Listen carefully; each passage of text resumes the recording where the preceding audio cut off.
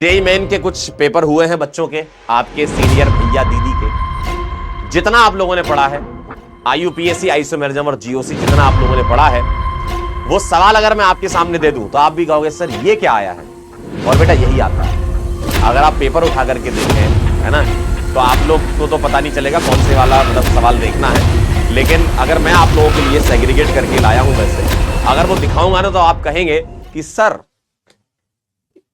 इतना सा। जी हां, इतना सा। मतलब क्लास में जो आपने पढ़ा है अगर आप वो अच्छे से फॉलो करते हो, भाई साहब सारे सवाल बच्चे सही करके आए हैं। प्रयास 2.0 वाले बच्चों से मेरी बात हुई, काफी बच्चों से कह रहे सर देख देख के सवाल करें हमने।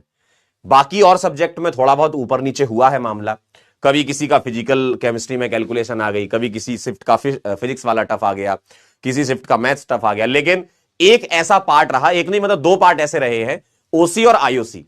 ये दोनों पार्ट की अगर हम बात करें तो ये दोनों पार्ट से डायरेक्ट सवाल आए हैं, डायरेक्ट सवाल आए हैं। और ये चीज मैं आपको दिखा दूंगा, अब मैं अपने मुंह से क्या ही बोलूं, आप खुद ही देख लीजिए, है ना, आप खुद ही देख लीजिए। जैसे ये सवाल है, आप मुझे बताओ क्या ये सवाल सीधा क्लास का नहीं है? बोलो, क्या ये सवाल सीधा क्लास का नहीं है? जो पढ़ाया वही आया, देखिए जरा, क्या ये सीधा सवाल का क्लास नहीं है? बताइए, आप खुद देखो, आपकी कॉपी में मिलेगा ये सवाल, आप खुद देखो, ये कॉपी में मिलेगा। 21 जनवरी वाली शिफ्ट में था पेपर 1 में, और ये सवाल आप लोगों ने किया हुआ है, मैंने आपको करवाया है, आप खुद देख लो, मैंने आपको ये सवाल करवाया है, आपकी कॉपी में मिल जाएगा ये सवाल, ठीक है। आप अगर पेज पलटेंगे ना, आप रेजोनेंस स्ट्रक्चर की स्टेबिलिटी वाला जो मैंने बताया था ना पार्ट, वहां अगर आप देखेंगे तो ये सीधा सवाल है, और एक्चुअल में ये सवाल जेईई एडवांस 2007 का सवाल है। ये सवाल 2000 आए है, क्या बात है, बहुत बढ़िया, दिल जीत लिया तुमने। कहने सर पोल दे दो, लो करो जरा आंसर। 45 सेकंड से ज्यादा मैं दे भी नहीं सकता इस सवाल में।